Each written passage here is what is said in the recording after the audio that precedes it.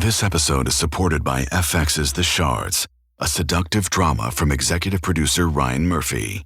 Set in 1980s Los Angeles, the series follows a group of glamorous, deeply entangled high school seniors drawn into a life of wealth, beauty, parties, and excess. At its center is Brett, whose reality begins to unravel when the arrival of a new student coincides with a series of mysterious murders. FX's The Shards, now streaming on Hulu. Ouch. This knee is killing me, but I can't stop training. The marathon is in 2 weeks. Let's get on ZocDoc and find a doctor to take a look at that for you. Okay. Here's a review. Dr. Craddock really takes his time. No, I don't have time. What about Dr. Charles? His patients say he can help find a quick fix, and he's in network. Great, now we're talking. Book it. Booked. 1 mile down, 19 to go. Bring it on. You've got options. Download the ZocDoc app today. Hey, it's Ryan Reynolds here from Mint Mobile. Now, I was looking for fun ways to tell you that Mint's offer of unlimited premium wireless for $15 a month is back. So I thought it would be fun if we made $15 bills. But it turns out that's very illegal. So there goes my big idea for the commercial. Give it a try at mintmobile.com/switch. Upfront payment of $45 for 3 months, $90 for 6 months, or $180 for 12-month plan required. $15 per month equivalent. Taxes and fees extra. Initial plan term only. Greater than 50 gigabytes may slow when network is busy. See terms.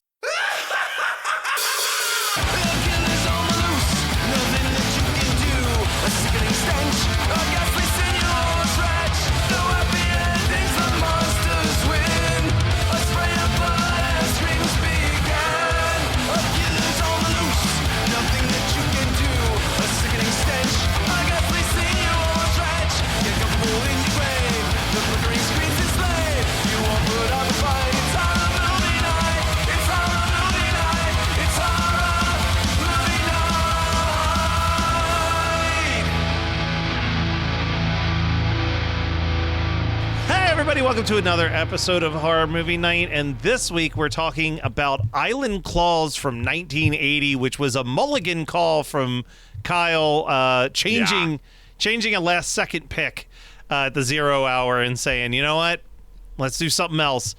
And I think we're all better for it. I know that I had a blast. But this is... I truly enjoyed it. It was stupid as fuck, but a good time. Yeah, I mean... Well, it was kind of not a good time. I had to turn my brain off and, play video games a little bit. This is watch it 1.5 or even 2 times speed, and you're just going to be in heaven. It is an antiquated style of movie. Yes. In 1980. But that's what I was like. This both feels... it's for starters, it's a reminder that 1980 is still very much the 70s for a good duration of it. But even then, this feels like a late 50s, early 60s movie the whole feels time like you're 55. Watching it. Yeah, it feels like kids would have gone to the drive-in to make out and then watch the last 10 minutes. Yeah. Yes, that's 100%. But you know what? Like. What a fucking time I had watching this movie because. You know, you did show us the trailer in advance, so I did know that eventually we were going to see a big boy crab. And I just sat and I waited for Big Boy Crab, and he did not disappoint when he showed up. So patient, waiting so patiently for this crab. I don't even remember. I don't remember where it came from, but I'll out what my other pick was because I don't know if it's going to come back onto the list. But I was going to pick Frankenfish, which you will know the VHS cover when I say that, if you know, right? It's like a if you know sort of situation. But that doesn't mean, I don't know. I don't think we were going to have that great of a time. So I just wanted to watch Frankenfish because I've been wanting to watch Frankenfish since 2004. I have my theory. I have my personal theory, anyway, on how this happened. Because I just know you. I know the type What's your fucking conspiracy, Matt? What do you think you know about me? My conspiracy is that this feels like a perfect... Kyle put the kids to bed, had a couple Doritos, couldn't figure out what to watch, so he put on a trailer compilation on YouTube, and then this thing showed up, and he went, oh, baby, do we need to talk about this? Yeah, honestly, dude, you're not far off. I don't know that for a fact. I can't even fact check myself, but I do trust that you were correct. That feels right. We've been friends long enough. I feel like I know the way your brain operates a little bit. This movie doesn't have a wide release. Doesn't have a even wiki page. It doesn't have a wiki page. It does not have Jesus Christ. It had a very limited Blu-ray release by Scorpion Releasing, but the movie didn't even come out theatrically. Yeah, this is they hilarious. Could not find this is my favorite trivia distributor at all. They couldn't find a distributor, so it just aired on TV. What was the other in name for it? 1984 as The Night of the Claw. Yeah, The Night of the Claw, which I kind of fuck with that title. Yeah, I mean, there's only a couple fun facts here that I'll just rattle off, so you don't even have to go to the IMDb page. So a friend and no, he's not a friend of the show. We are fans of enemy him of the show. on the show. Guy N. Smith, Hell yeah. who is the famed, infamous horror paperback writer of Killer Crab books, wrote Night of the Crabs in '76, and he claimed that the movie was based off of his book, but nobody ever, he never got credit on the movie, and nobody's talked about it ever since.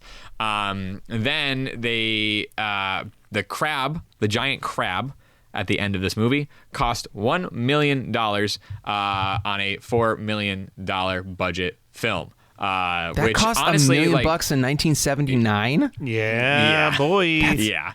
Crazy. Rico Browning is one of the co-writers of this movie, and Rico Browning played the creature from the Black Lagoon. Do not know where any of that came from, how he got involved. There are two, I believe, brothers, Hernan Cardenas and Kobe Cardenas, maybe just siblings. Kobe could be, could swing either way. But they are the writers. Hernan is the director. They have never made a movie before or since. This is their lone film. And they filmed it in Florida. Though this movie feels New England. It really feels New England. It feels New England and also like Dominican Republic at the same time. Well, it's because of the Haitians. The Haitians really throw me for a loop here, and they throw everybody for a loop. It's a weird storyline, which I'll get into. So this is Island Claws from 1980. I'm so glad you guys had a good time with it as well. It really is a sight to see. So there is an. It starts with a journalist. Her name is Jan, played by Joe McDonnell, who is going to a kind of a marine biologist science lab to do a story on these crabs that are able to grow at a faster pace and provide more protein, solving a hunger crisis or a hunger problem. It's not like a huge crisis in this moment, but they're trying to solve a hunger issue. While at the same time, there is a nuclear accident where fucking hundreds of thousands of gallons, if not millions of gallons of radioactive water are flowing into the sea, into the ocean. But lo and behold, the owner of the power plant, I guess, is like, it's not a problem. We've fixed it, figured it out. It's all good. And then we get into some family dynamics where there's history involved, that somebody at the power plant is Jan's dad, and then who she trusts wholeheartedly, while Pete, who works with the marine biologists, his dad, named Moody, who was played by Robert Lansing, who I didn't recognize him, but he was in The Nest and a couple of other flicks that, and he's an interesting looking character. In the same way that when we watched Orca and we learned that Richard Harris was drunk the entire time, I believe that Robert Lansing is drunk the entire time, but I don't know for sure. He's a mess, but we find out that like it's kind of like it's like warring families in this world. It's very Capulet versus yes, thank you. Whatever. It's very Romeo and Juliet. And that Matt's favorite subgenre of werewolf vampire movies. Absolutely. Yes. They've always nailed it when they go for it. Historic home runs, I would say. Time after time. Right. So Moody is just like he's just a Florida man, really. Like when you boil it down, when you crab boil it down, he's just a Florida man. And Jan is trying to do this piece, but we find out that, and they've laid out for you that heating the water makes the crabs bigger right up front, like within the first 15 minutes. And I'm like, oh, okay. So with the nuclear reactor going down and the water coming in, we're gonna get some giant crabs here. But you don't for a while. You see lots of shots of their crabs, and they're good sized crabs, but they're crawling all over this island. And they at one point they cross the road, and Jan dumps her bike because she's afraid of hitting all these crabs. Yeah. The crabs kind of get on her, and she shoos them away, but then they chew her tire up, and then they leave. And Pete and Jan now kind of have a thing together, and they don't know about their family history.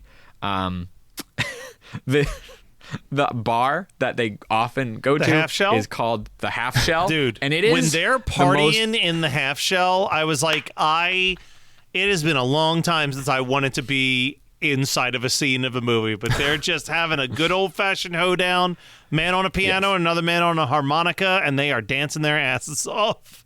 Oh, it's amazing. It looks like it should be a Western saloon. And it is in hot and humid 80s Florida.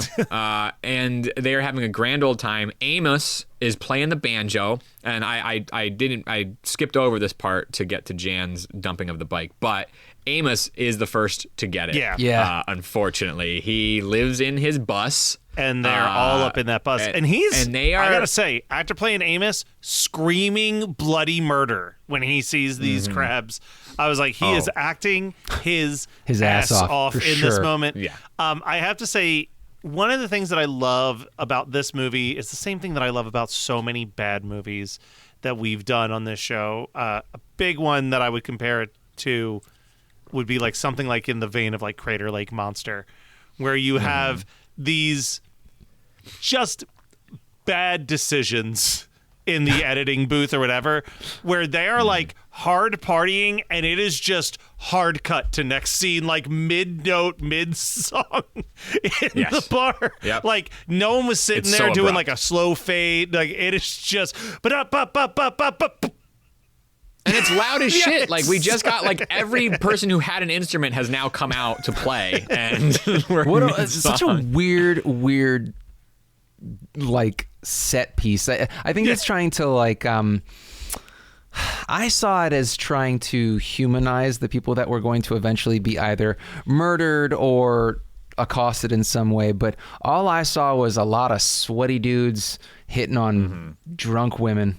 Yep. Yes. Yep. And that was that's exactly what happens. Because Rosie is the owner of the Half Shell, and her and Moody have a thing, and she doesn't pour beer fast enough for the patrons, but they don't seem to care because everybody's getting handsy. It's just like it's a weird vibe. It's a very like it's a dive bar vibe that if you walked in and you weren't from around there, they would all stop playing the music and look at you. Yep. Oh, like for sure. It's that vibe. Get your little folk horror trope in the the tropical horror scene. Yeah, there you go. It is. It's very that. Oh yeah, we find out that Pete's parents died in a car accident that was like caused by Jan's dad, and that's why they don't like each other. It doesn't go that gets solved, but then doesn't do much in the end. There's not a lot of, except there is another car accident where somebody else dies, but it's not even anybody's dad. I don't know. Anyway, during all of this,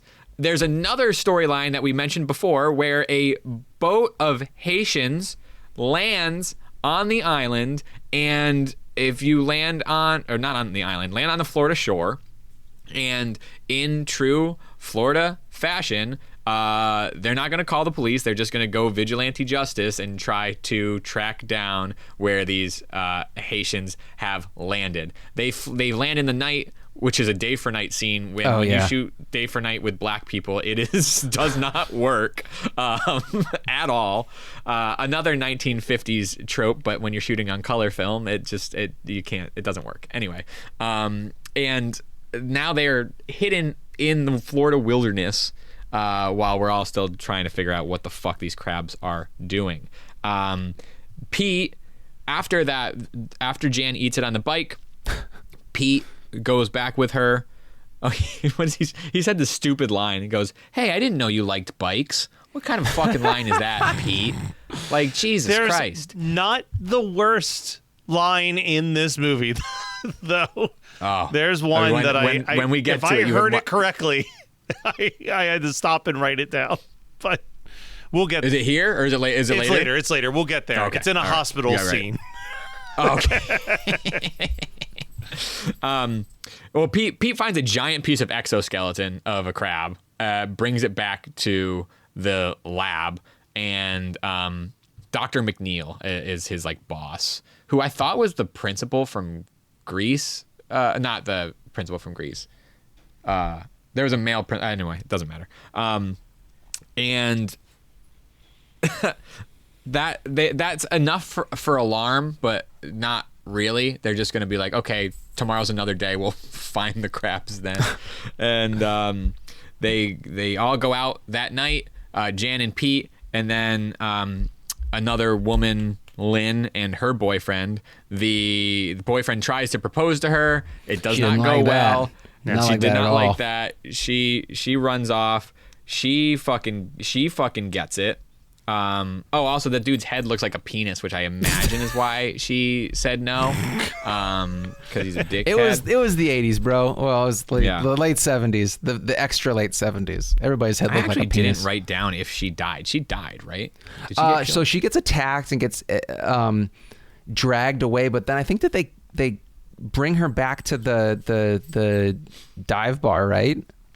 Yeah, the body count on this is really low. Yeah. Particularly they're crabs, for man. crab-based deaths. Yeah. If you're just the only people who died were those allergic to shellfish. Everybody else got away scot-free. There's a redneck Joe tries to shoot a Haitian. The Haitians are in the forest and then they get attacked, but then they end up. Okay, so I think I'm missing where the hospital is, my friend. I'm off course. I'm off course on my notes, and you know what? I bet you know why. Colette. There's a Haitian girl who gets knocked unconscious, so the Haitian family comes out into the night. They accost Moody and they're like, "Please help us. Our daughter's been unconscious for a day." And I don't know why Moody was the guy, but Moody's the guy, and he goes to help. And we sort of all start to band together here to determine what's going on. Jan and Pete get attacked in the house, where we get an amazing giant claw coming down through the roof. This is why we're here. You know what I mean? Yeah. It's sure. when it's this back couple minutes when the claws start to come out. Because it's where the claws start to come out. That's right. You start to because as you can tell, just even by my reading back what's going on, things start to fade away, and you're just kind of waiting. You're just waiting for this crab to happen, and when it does, it does. It's not an army of giant crabs like I thought it was going to be. It's like this one crab got blasted by the nuclear water and just like soaked it all up. Yeah, he got it. He was a thirsty boy, man. He drank up all the water before anyone else could get to it. Yeah, like drinking from the fire hose, and and he gets fucking giant. I think I need to check right now because I feel like we're past this point. I think the girl that you were talking about, the proposed girl that said no, I think she's in a hospital at one point. Yeah, that must be and it. Yes, that's right. And the fiance says the line that I wrote down, which I believe is, did she say crabs or cramps? What a fucking numbskull. And I was like, what? Now, admittedly, like I said, I watched this at double the speed. So he may have said something else besides cramps, but I heard cramps. And it gave me pause. Let's just believe that there was more humor in there, because I saw that scene, but I was kind of checked out waiting for the giant killer crab to show up. Yeah, that's very fair. Yeah. And he shows up, he drops that claw through the roof. $1 million crab. $1 million crab claw, the most expensive crab claw you'll ever see. Drops it right through the roof. And Moody, who is trying to figure out how to save Colette, sees that this house is now destroyed. He goes in and he pulls Pete and Jan from the wreckage. The giant crab is there, and they are going to figure out how to stop it. They try to use a boat cable to tie the claw up, but the crab is too strong, kills one of the marine biologists.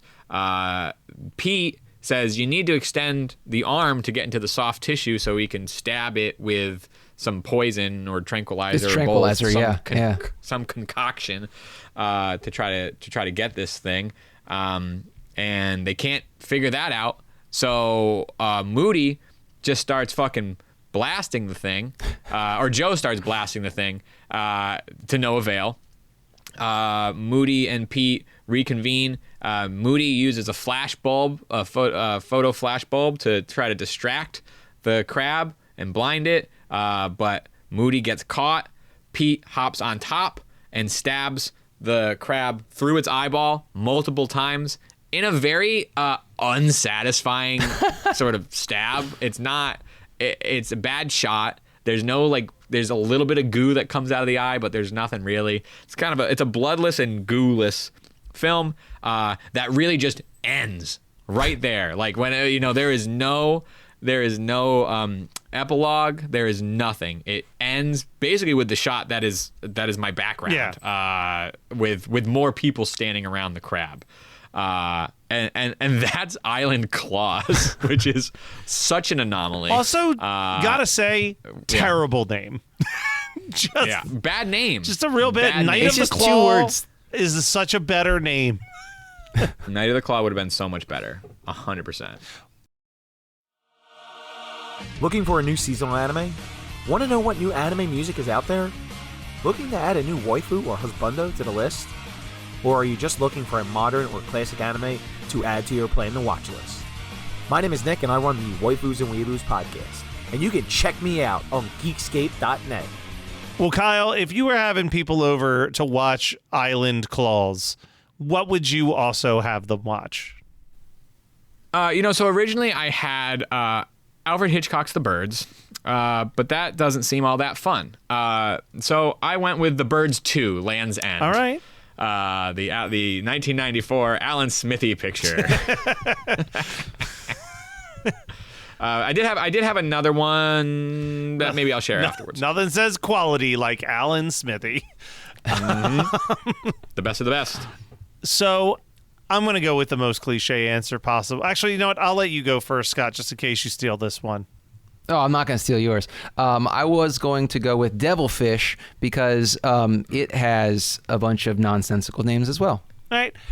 I was going to go with something that I keep almost picking for the show and then saying I'll do it next year. But Scott has a poster of it in his bathroom. Attack of the Crab Monsters. The Attack of the Crab Monsters. Oh, yeah. I do think Slugs would be a good one because you at least get the gore and the grossness that you don't get here. I forgot that The Birds 2 is also this wasn't made for TV, but it eventually by default was. The Birds 2 is also made for TV, so it's like a very neutered night of animal attack movies. So Slugs might. I'm changing mine officially to Slugs.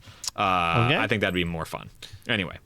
Well, you can let us know what your double features were by finding us on social media, HMN Podcast on damn near everything. You can support the show by joining our Patreon, patreon.com/HMN Podcast, or by buying a shirt on our website, hmnpodcast.dashery.com, or you can just go to hmnpodcast.com where we have it linked in our store right there on the website now. It goes straight to our dashery.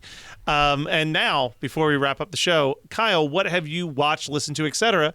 that you want to talk about? I have been filling in. I haven't. Not even by choice. It was a suggestion by a friend and listener, Greg. He was like, "Hey, you haven't seen Hellraiser Judgment. Do you want to watch Hellraiser Judgment?" And I was like, "Yes, I do." And he had some interesting, good things to say about the movie. So I was like, "Okay, I'll give it a try." I watch a lot of trash already, and if you're going to tell me that something that is regarded as trash has something interesting about it, I'm going to give it a whirl, in which it did. So this one, it's Hellraiser Judgment, which is the one before Revelations. So the first non-Doug Bradley Pinhead, Yes. who I liked more than Revelations Pinhead. Judgment Pinhead, I thought was better.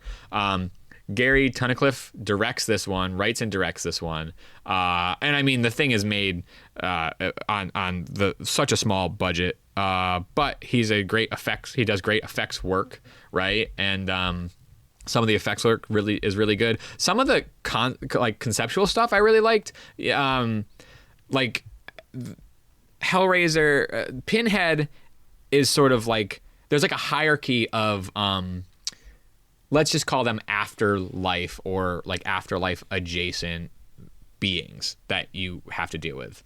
And if you are a bad person, like the first 15, 20 minutes, take a pedophile into the realm to be assessed, basically. And there's an assessor that, or there's like a scribe that gets the person's sins from them through their blood that like turns into a typewriter, and then there's an assessor this one. Oh yeah. And I was kind of fucking on board for this first 20 minutes, and it looks cheap. The saturation's like way up, like everything is just like it's not done super well, but the concept I really liked because it kind of sets up a different, and it felt like a Barker-esque hierarchy of like how you're going to like atone for your sins, especially if you still like doing what you do, especially if you still are a pervert that like, you wouldn't do, like you weren't stopping, you didn't get caught, like you're gonna still go to hell. But and then it turns into like a procedural where they're looking for a serial killer who kills people based off of the commandments, and it sort of takes this turn that I wasn't as on board with. But whenever we go to and it was gross, it was fucking gross looking, like it was nasty, but it's always good to watch these things with a pal. That always makes the viewing experience so much better, which is sometimes why when we're on this show some of this stuff is a slog. But watching Hellraiser Judgment was a good time. I don't recommend it, but it did fill in the gaps of what I'm missing. So now I need to see Hellseeker and Deader to round out my viewing. To be fair, they're the only two we've never done. The only Hellraiser movies outside of the non-Bradbury or non-Bradley ones. Bradbury Hellraiser, hell yeah. That would be sick. What I'm trying to say is I feel like eventually we're going to watch Hellseeker and Deader on this podcast just to close out the franchise. Mm-hmm. Close that chapter, yeah. I'll wait for those. I watched a documentary. I do that a lot. Peacock got Lorne on there, which is the documentary about Lorne Michaels, and it was really good. That's really all I have to say. They talk about how he's very elusive. It's kind of funny how much it seems like he does not want this documentary being made about them. Every person they interview is like, he's not going to talk to you, and. So much so that there's like one part where he's like talking to the camera and he's just telling this random story, and there's a knock on the door and they're like, hey, they need you downstairs to approve some sketches. I hope I didn't interrupt anything. And he just goes, none of this is usable. Like Jesus Christ. He's just, and it's not like him being a dick. It's just like, I think he genuinely thinks I'm not that interesting. I don't know why. Gotcha. Someone's making a documentary about me. Like, I'm just a dude from Canada who made a TV show that has had a very impressive long run, and I'm here. Like I'm still here. I'm not going anywhere yet. But yeah, it's one of my favorite things that I learned from it is that his Wikipedia is almost entirely incorrect. It seems like they have fixed it in the last couple months because the documentary is out now. But if you went on his Wikipedia for years, it had all these things about like his father's life and like growing up and blah, blah, blah, blah, blah. And all of that was pulled from a Vanity Fair article where they asked Paul Simon to write about Lorne Michaels because he didn't want to do a think piece. Because Paul Simon and him are like really good friends. And Paul Simon was like, I think it'd be really funny if I just made up a bunch of shit. So he just made up a bunch of shit and never told anyone until he was being interviewed for this documentary like 30 years later. That's nuts. That's nuts. But yeah, insane. it's definitely fun. It's cool. I mean, you guys know me. I'm a comedy nerd. So like listening to all the things that go into like how do you decide which sketch is going to make it in and all like it. That's all just like fascinating as hell to me. So. If you're a comedy nerd like me, it is probably a must-watch. It's also good in the sense of the documentary filmmaker utilized as much of the people who love Lorne Michaels as he could to make it. And what I mean by that is, like, he even brought in Robert Smigel, who used to do TV Funhouse for SNL, to do a variety of animated segments of... Like, instead of, like, recreating things from the past, he has these TV Funhouse-style animations from Robert Smigel interspersed to, like, connect one decade to the next and stuff. Like, it's how I want documentaries to feel, where it's like, oh, this isn't just a bunch of people talking with archival footage. Like, there's a lot of extra bits and pieces in it to make it, like, a rewatchable, interesting experience. I'm done. Right I on. know I'm done. I said I was done like 4 times. I'm done for real now. All right, I'll take us home with a really weird thing, which is that I never knew that Lita Ford was the guitar player for the Runaways. Yeah.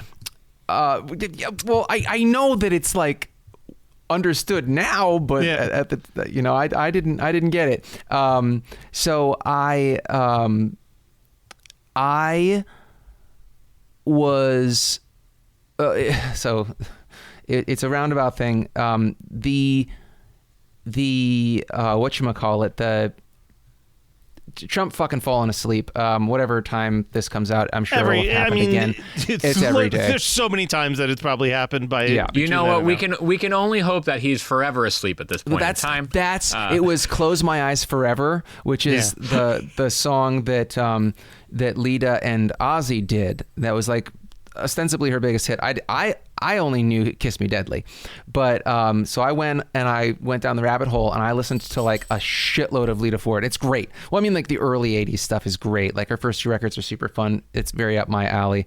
So I learned a lot about Lita Ford and the biggest thing. And I watched that Runaways movie. I did not catch that was Lita Ford. I don't know how I missed this my entire life. But yeah, I really like Lita Ford. I like when Lita Ford is good. There's a difference there. Right. You like when Lita Ford went to a party on a Saturday night, didn't get laid, but you got in a fight? Is that... That's Kiss Me Deadly. That's like her biggest hit. Lita Ford. I looked it up, and her biggest hit is that the one song with Ozzy Ozzy Osbourne. Like that doesn't Yes. count. People are listening to that because Matt. Ozzy Osbourne. Yeah. Anyway, so I really enjoyed my time there, listening to Lita Ford, and she was very pretty. I mean, she's still alive. I'm just meaning the '80s when she was a sex symbol. She's very pretty. I hope that everyone else thinks that we're very pretty and likes the time that they spend with us over here at Horror Movie Night. And the best way to show that you love us is to like, share, subscribe, and tell everybody to listen to Horror Movie Night. Say, hey, I know it's 3 white guys talking about horror movies, but they're actually really good about it. So stay tuned for more Horror Movie Night starting next week.